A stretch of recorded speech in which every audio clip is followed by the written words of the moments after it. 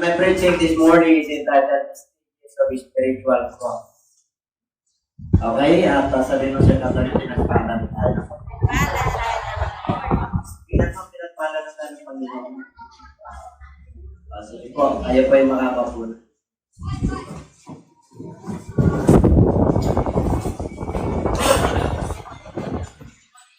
Okay mga kapatid, at ito po yung inyong pandinig ay let be your ears. Okay, at walang distraction. Sandali lang po ito. Very familiar ito po sa atin. Alam niyo po, meron akong title yan for how many days. Dapat spiritual.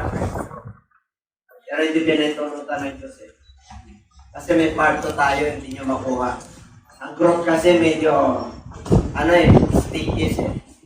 Kung para sa bata po, meron tayong tinatawag na infancy.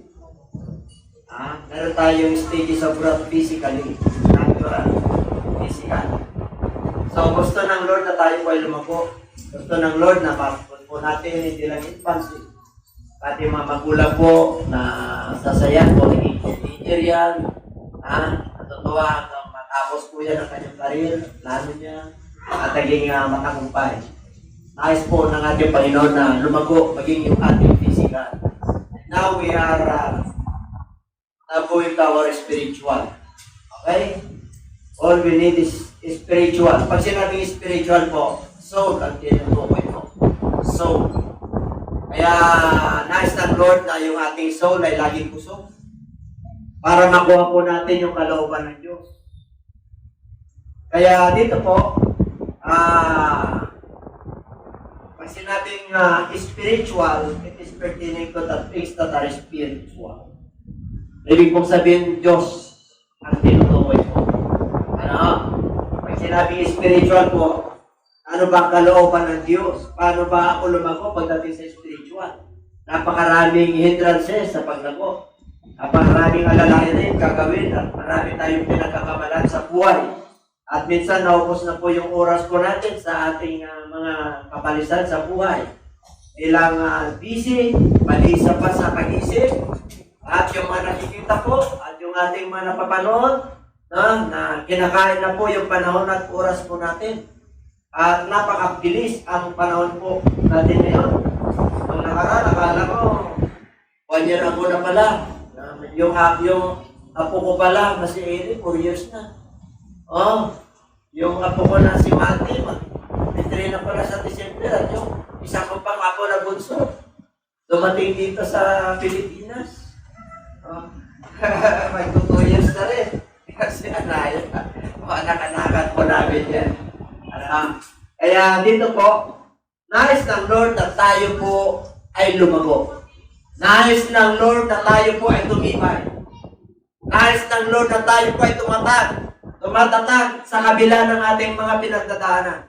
Ang mga pinagdadaanan ng tao po ay nasusulat.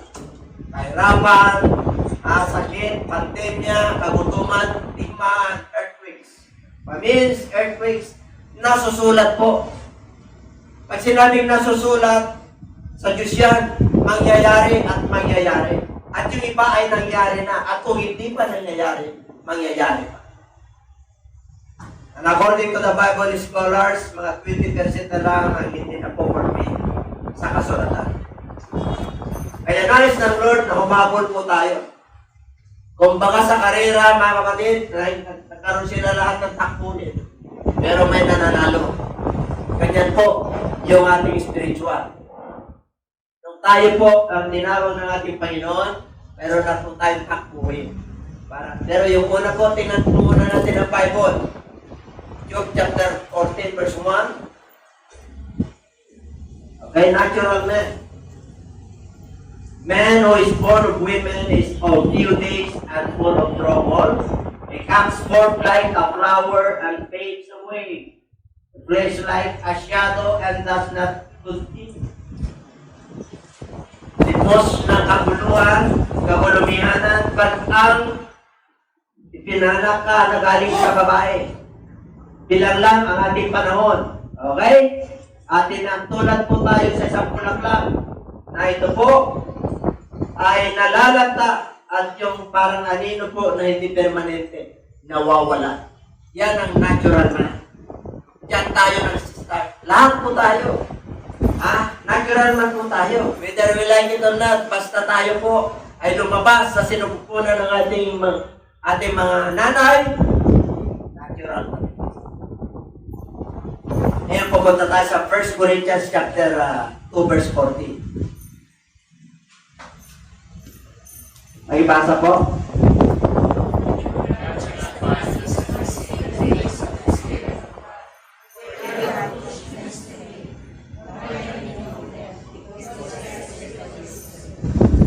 Kaya lahat ng kasala. Amen po?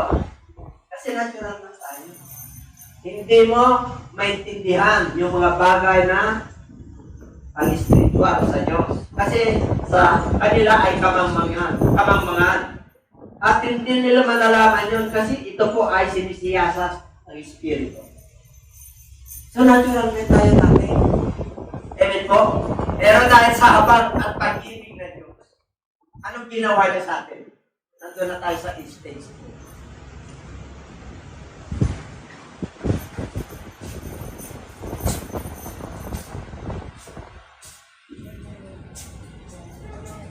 Binigyan tayo ng Lord ng pagkakataon.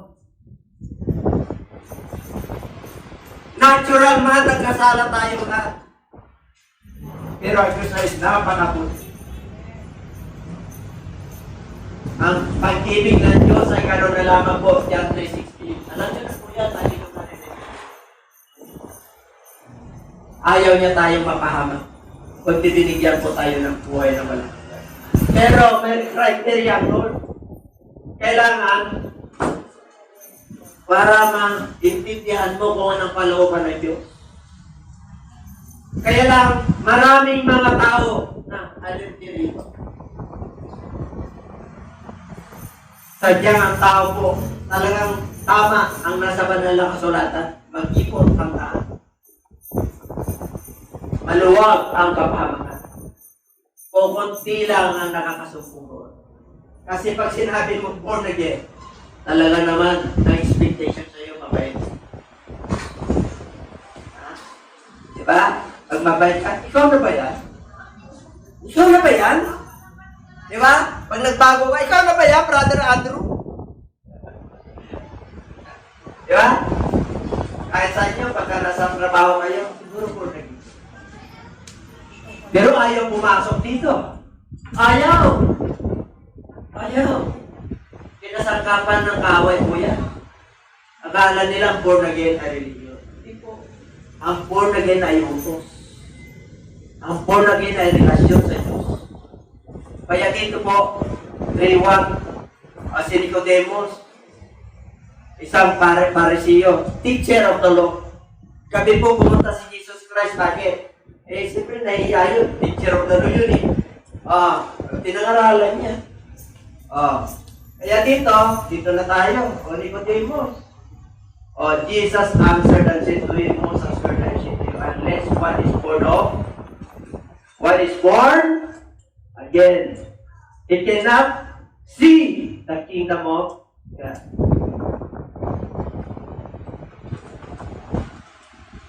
Pag hindi ka na born again, hindi mo makikita, hindi mo malalasap. Ito po mga kapatid. Ikaw ang teacher of the law, ikaw naniniwala ako sa 1 and 2. Ako'y naniniwala na galing ka sa Diyos. Master ang tawag niya sa Kanya. Kaya ito ang tugon ng ating Panginoon. Iba yung topic. Iba yung topic. Amen? Ang topic ay papanganak na muli si Nicodemus. Kasi sinabi niya eh, alam ko, Panginoon, Sir, teacher of the law ka, gabi ka pumunta rito kasi nakakahiya. Hindi tayo makaintindihan kasi musigin ako ng mga kakapwa religious leader. Religious leader po ito. Parisiyo. Eh sabi niya, pero tingnan niyo ang mission ng ating Panginoon. Ito ang kasagot niyo. Born again. Wala sa topic, kaya si Nicodemus, Tinanggap niya ito na natural. Paano pa papasok muli? Kung malaki na sa sinapupunan ng nanay. Amen? Natural eh. Kaya dito sa 4 at 5, tingnan na natin yung 5. Diretso na po tayo. And Jesus answered, most assuredly, tinitiyak ko sa iyo, I say to you, unless one is born of water and the Spirit, he cannot enter to the kingdom of God. Angels. Pag hindi ka na po natin, hindi mo makikita. Hindi mo makikita mga pagpapala ng Diyos. Hindi mo makikita yung mga pangako ng Diyos. Hindi mo makikita yung kagalingan ng Diyos. Hindi mo makikita yung faith. Kasi natural ka. Kaya kailangan ipanganak ka na muli para maging spiritual ka. Amen? Yan ang ating katayuan sa harapan ng Diyos. Kaya nipin, kinahiya pa yan eh. Pag may mga ano sila, may mga tawag nito, biodata. Vital system, ayun, biodata. Resume. Ikinahiya pa nila, religion. Religion. Hindi nila alam, naghahanap yung kumpanya na matuwid. Huwag mong ikahiya dahil anak ka ng Diyos. Ipinanganak ka na ng tatay mo, sabi na. Di ba? Kaya na, flesh, ang ipinanganak sa laman ay laman. Nakasala yung tatay mo. Yung magulang mo. Kaya nagkasala ka rin. Kaya kailan ipanganak ka na muli para makita mo ang kaarayan ng Diyos.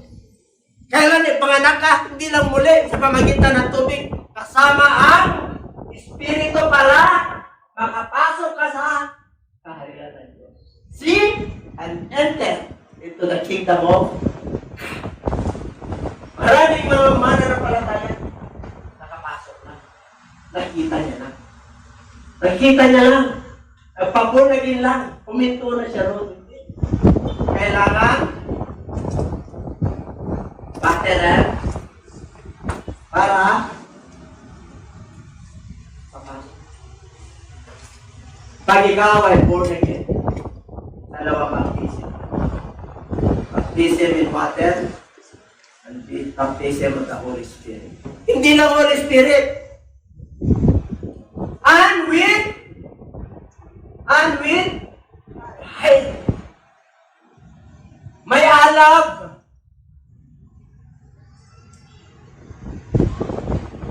Kasi kung walang alab at hindi mo maintindihan at hindi mo makakaranasan at hindi ka nakapag-encounter na magbibigat ng problema, wala kang paghuhutan. Kaya pinintulutan ng Diyos yung mga problema na yan para ikaw ay magtiwala, para hindi mo lang nakita, hindi mo lang narasap, nakapasok ka pa sa kanyang presensya. Yung mga pangako ng Diyos nasa isip, nasa puso, nasa buong kaluluwa mo. Kaya namamahal mo siya ng buong puso, buong kaluluwa, buong bakit po? Nakapasok, hindi mo lang nakita eh. Nakapasok ka sa presensya. Alam mo yung kanyang mga salita. Nakatago sa puso.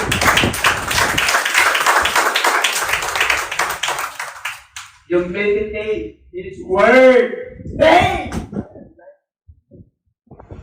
What we are magnifying is our heart. What we are meditating on mind, what will be tomorrow? Anong nangyayari sa akin sa tomorrow? The Bible tells us, 6:34 na po kumakas. Don't worry for tomorrow. I will take care of you. Sufficient for this day. Sapat na itong araw na ito. That's why the Lord's Prayer, give us this day our daily bread. Pag ikaw ay anak ng Diyos, grabe ang tumulong. Nasa kamay ka ng Diyos. You are in the palm of God. Nakakuhit ka rito. Ganyan ka kamahal ng ating Panginoon.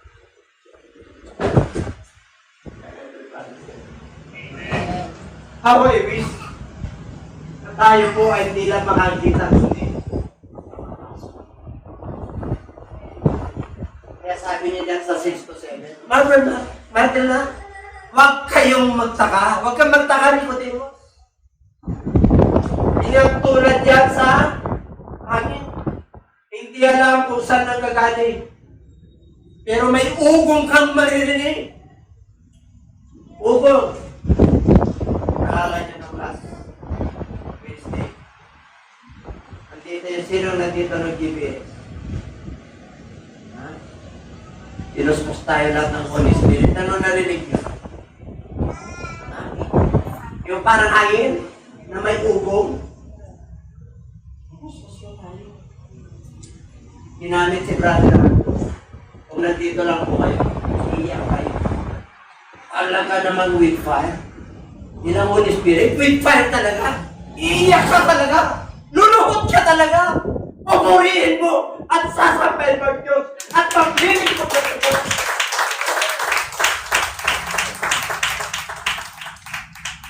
Take advantage of it. 5:16 ng book of Ephesians, redeeming the time for the days are evil. Mga nanampalataya ka, na-born again ka, nilinis ka, God sanctified us, ginawa tayong banal sa kanyang harapan. Anong gagawin po natin? Papalisa. Nag-aalala bukas. Hindi tayo. Ayaw rin palitan siya. Ayaw ng Lord na palitan. Ang kaaway ng Diyos, yung kapalitan. Be careful for nothing, but in everything by prayer and supplication with thanksgiving.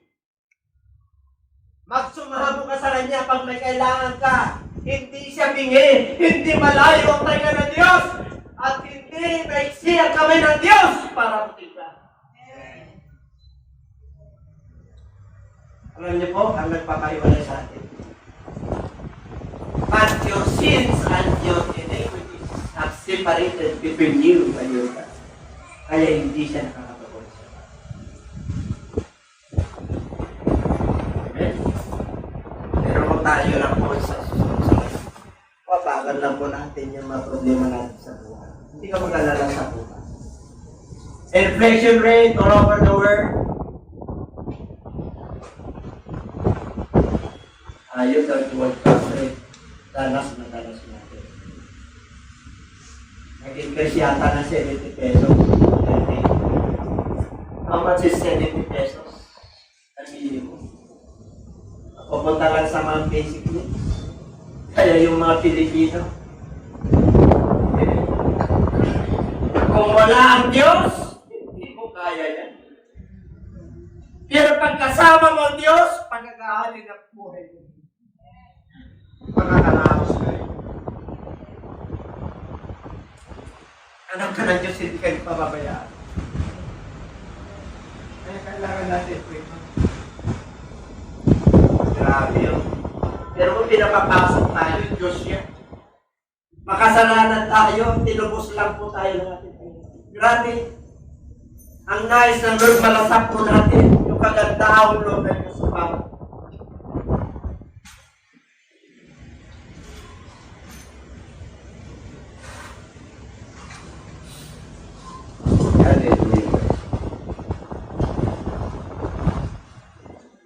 Alam niyo po, pangako ng ating Panginoon yan. Joel chapter 2 verse 28 noon pa. Joel, 1,000 years before Christ. Pagibasa po natin.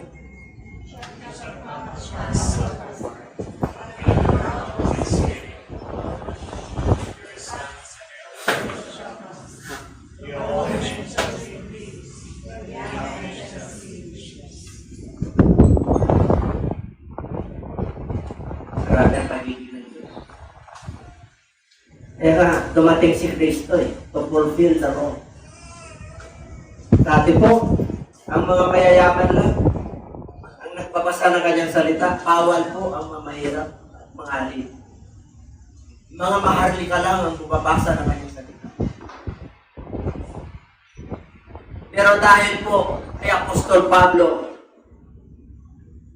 nakarating po ang Ebanghelyo sa mga hindi.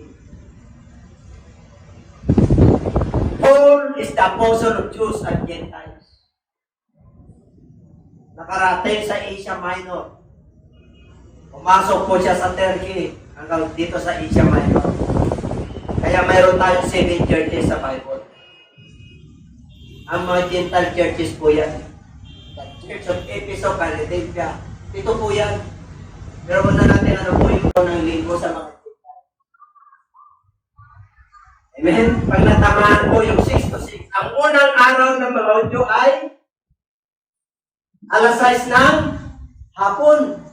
Ang unang araw natin ay alas 6 ng umaga. Kaya hindi pinag-uusapan ng ano dito. Kaya, He is the Lord of the Sabbath.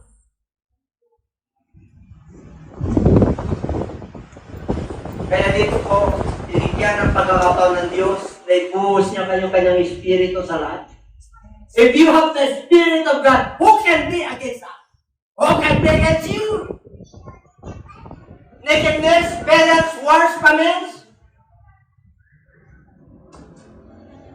gutom, no one can separate us.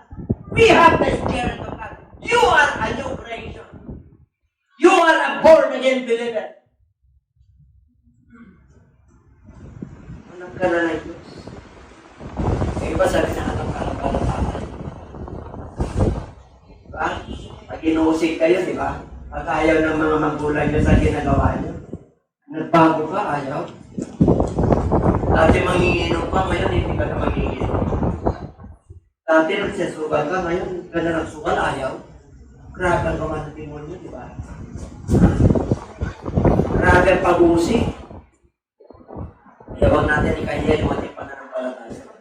Sinabi ng Lord, pag ikahiya niya ako sa harapan ng tao, ikahiya rin tayo. Ikahiya rin tayo. Kaya pagka may resume kayo, huwag kang mga kamaya. Born again. Some church like this in the Philippines. Wala yung makahanap sila ng resume na.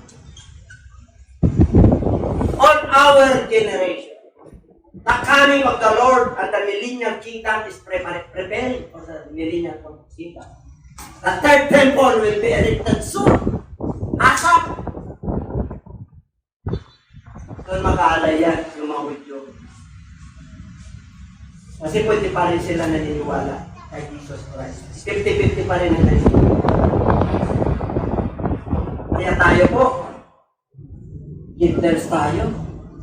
Ano sabi ni Lord? Mas mapalad yung mga sumasampalataya sa akin na hindi nakakita sa akin.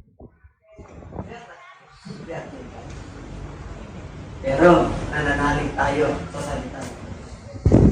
Na-experience natin yung mga miracle ng Lord sa buhay. Kaya mas mapalad. Sila, normal lang sa kanila. Kasi doon siya lumaki. Kalahin nila. Kaya ayaw na ayaw nila. Patas pa rin ni Moses sa kanilang sinusunod. Kaya nga, lahat ng mga alagad ng ating Panginoong Isus ay inarter. Arter. Tumutulong. Sila po ay tinagsayaw at tinakain sa mga ayok ng mga walang mananampalataya. Si Peter, nung siya po ay nahatulan ng kamatayan, request niya pa yung kanyang kamatayan. Pwede o ba si Jesus Christ kinrucify? Pwede ba yung ulo ko sa ilalim? Kaya niyo ba yun? Pag nalasap niyo yung kakantahulog ng Diyos, wala kang katakot yan. Bakit? Damang-dama mo nakasama mo mo. Ang kaan. Amen? Kaya pag ikaw ang pinipersecute, character assassination, wala yan. Dati physical eh. Ngayon, because grace by grace, nasa atin ngayon, wala na. Separated na yung church sa gobyerno. Ganyan kabuti ang ating Panginoon. Dati po talagang inuusig lahat ng mga nananampalataya. First century, second century, hanggang 18th century pa. 1800. Kaya napakabuti ng Diyos. Bakit po? Noong 21st century na nagkaroon ng pandemic, yung mga mayayamang bansa tumulong sa mahihirap. Amen? Oh. Kaya buhay pa tayo ngayon. Ilan ang namatay nung nagkaroon ng pandemya ng COVID? Milyon. Sa Amerika lang, ilang milyon eh. Sa China, 600 lang. Kasi yun yung nag-data nila eh, pero ito nagkali. 20, di ba? Nila 14 million, wala pa China doon. Ano sa palagay nyo? Sa Pilipinas, 500,000. Kasi, may nanulang panulit. Amen po. Saka na tayo sa injection noon. Napubulok pa yung iba, na-expire pa eh. Dahil sa dami ng supply. Ganun tayo payaman. Samantalang yung mga ibang bansa eh, nagpukumahog. Amen po. Kaya kunti lang ang casualties ng mga Pilipino. Kaya mapalad ka pa rin.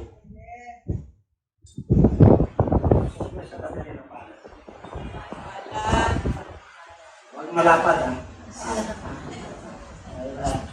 Malapad tayo. Malapad tayo sa harapan ng Lord. Hindi sabihin yung mga pangako na ito sa kailangan. And the three. And do not be drunk. Ano lang the three na to? Oo. The three na. Una, natural man. Born again. And the three na. And do not be drunk with wine in which is dissipation. But be filled with the Holy Spirit. Huwag kayong magpakalasing sa alak. Ito ay nagkakaroon ng kaguluhan paglasing ko. Magulo. Okay. Ang gawin ninyo, ano daw? Huwag kayong malasing sa problema ng mundo ito. Huwag kayong malasing sa kahirapan, mayaman ang Diyos natin. At my God shall supply all your needs according to His riches and glory. Mayaman ang Diyos. Mag-70, mag-100 per kilo, mayaman ang Diyos. Huwag kang mag-alala. Sagot ka ni Lord. Hindi pag nakakasunod ka kay Lord. Hindi lang manok yan. Sisi. Sisi yung sarapan ng Lord yan. Ha? Ang mga anak ng Diyos ay inaapakan ng mga problema. Hindi sinasaulo. Yung iba sinasaulo. Ilang taon na yung problema, lumalaki na yung utak ko. Hindi mo alam kung lumalaki na yung stress mo. Yung kaibang po, lumalaki na!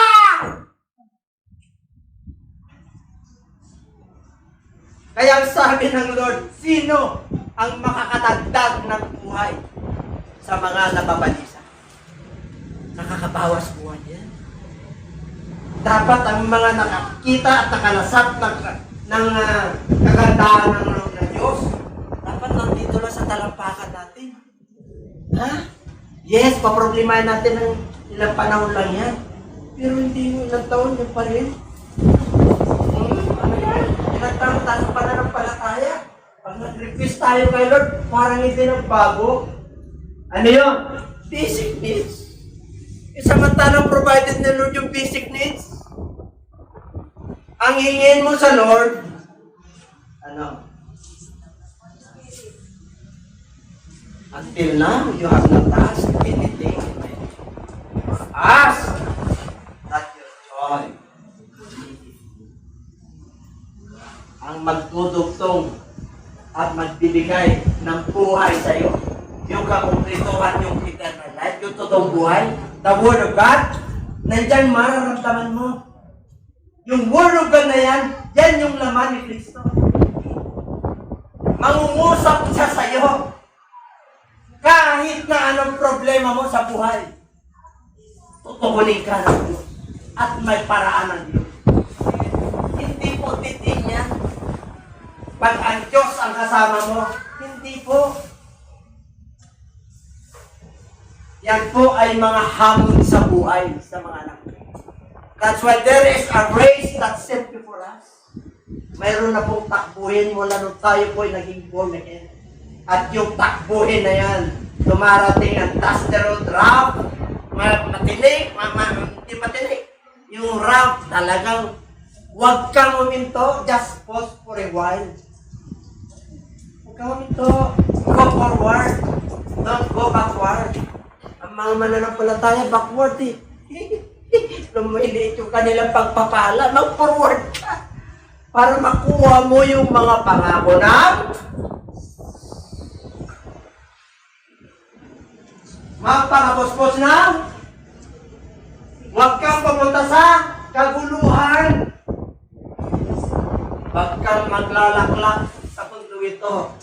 Yung problema sa mundo ito. Amen? Hindi. Kahit na literal mo.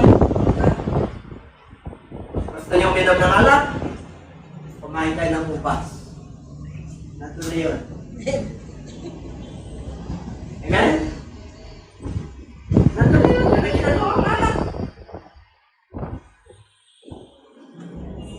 Yung iba nag-aalam pa ng art eh. Yung iba naman, tama lang. Ladies. Walang problema ito. Beda. Ano pa? Oh!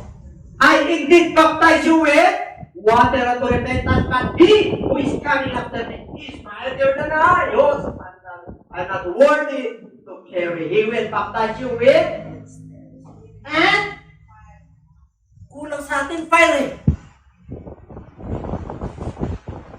Walang alam. Tatnan tayo ng Lord na malahininga. Dapat kahit na marami tayong pinagtataan, yung ating pananampalataya ay mahinit, masigla. There are three things na remain sa mga mananampalataya. What are those things? Faith, hope.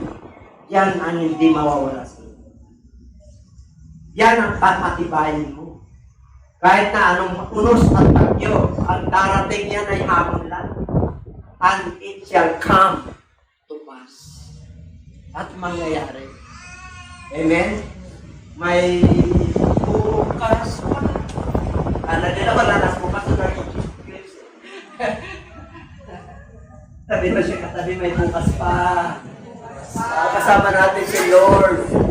Bahala ng Lord sa buhay natin. Ipagkatiwala mo sa Lord yan. Trust the Lord with all and lean not in thine own understanding, in all your ways acknowledge Him, and He shall direct. Grabe. No? Magpakasukob ka lang sa mga panuntunan ng Diyos.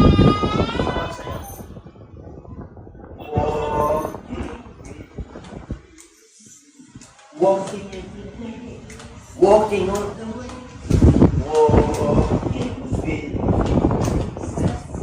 Walking with me. Kasi damang-dama mo talaga eh. Akala nung iba, kasama lang si Lord. Ang maraming blessing. Praise the Lord! Talagang talon niya. Kasi dami blessing eh. Hallelujah! Praise the Lord! Payapa eh! Ang sabi ng Bible, pag payapa ka, umawit ka ng himno. Pag may problema ka raw, may sakit ka, may kanapan ka sa buhay, tawagin yung mga matatanda sa iglesia upang ano? Upang ikaw panalangin ng panalangin may pananampalataya. Yun yung may alam. Mararamdaman mo yung anointing. Mararamdaman mo yung kagaan. Mararamdaman mo yung kagalingan. Kahit na tamang-tama lang yung dumarating sa'yo, hindi ka nawawala ng pag-asa na isang araw yung desire mo sa Lord ay ibibigay. Yun ang pananampalataya, mga bagay na yun. Pero habang ikaw ay sumusunod sa Lord, lumalaki, tumitibay ang iyong pananampalataya. At will come to pass, will become reality.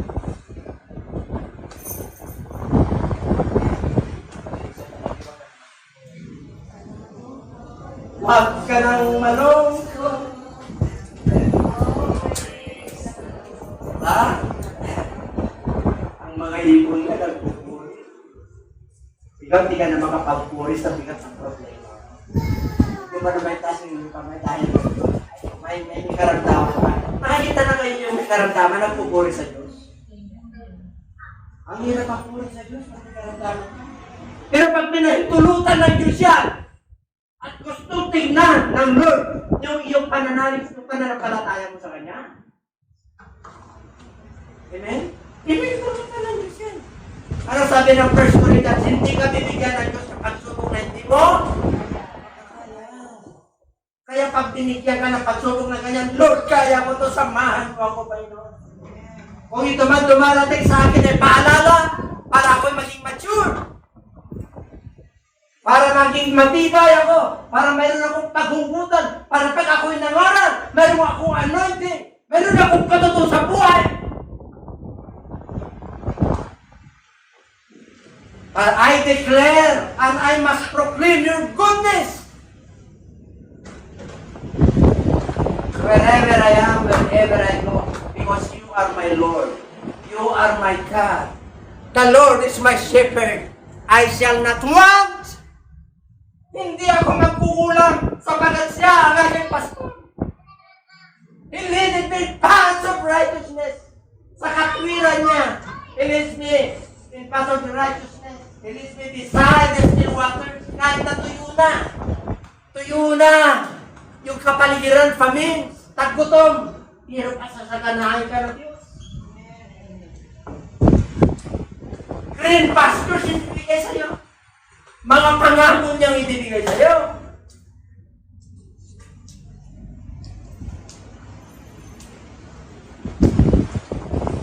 He restores my soul. Lugpok na ang iyong kaluluwa dahil sa problema. God will restore you. Ipapangon ka na soul. He restored my soul. He leaded me in paths of righteousness. At wira ng Diyos ay bibigay sa iyo yung yeah, though I walk through the valley of the shadow of death. Yung mga problema mo, kapatid, sakit, karamdaman, hirap, emotional, misunderstanding sa mag-asawa, relationship, dumadaan ka lang, is just asyado. Anino lang yan ng kamatayan, pero hindi ka mamamatay. I will fear no evil, for thou art with me. Thy rod and thy staff, they comfort me. Your Holy Spirit is my comforter, Lord. Your word, your instruction is my staff. Hindi ako bibitaw rito, Lord. Hindi nagkulang.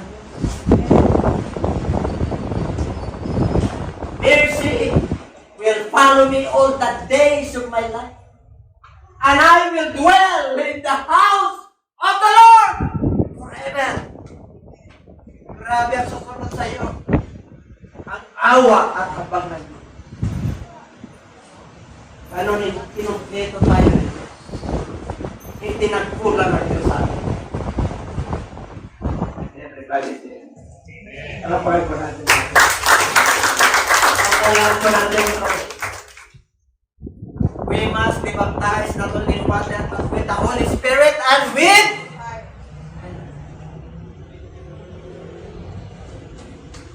pangatlo sana yan.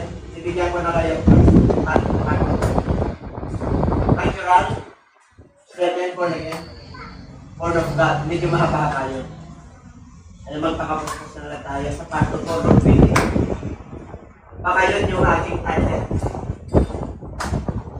Spiritual breakthrough. Yun na po yung pangatlo. Ang ganda po nun, ikay ng Lord na Messiah. And everybody say, the revelation, the manna from heaven, yan yung hindi nabubulok na pagkain ng ating kaluluwa. Yan ang gusto ng Lord. Man shall not live by bread alone, but by every word. Every word. Nangusap pa ito sa atin. You will never be the same. And everybody say, ang nais ng Lord yung ating mga pananampalataya, kailangan sa panahon natin ngayon, matindi ng kahirapan, ang pananampalataya mo, legal. Anong gusto ni Lord ng pananampalataya natin? Putil lang. Mustasa. Ang lalaki ng pananampalataya natin. Putil ka ng palapasa. Eh bakit lampa? Lampa! Nakita niya lang na born again lang sa tubig, pero sa Holy Spirit. May Holy Spirit. Minsan makanya. Minsan maraming blessing mainit sa Diyos. Pagbilpan ka. May blessing, walang blessing. May karamdaman, walang karamdaman. May trabaho, walang trabaho. Maalam ka. Maalam kang naglilingkod. Maalam kang nananalangin. Tuloy-tuloy. Hallelujah! You meditate His Word day and night. Kaya ano sabi ng Lord pag meditate ka? You have a good success. Muni-munihin mo ang kanyang salita araw at gabi at magkakaroon ka ng mabuting tagumpay sa wakas.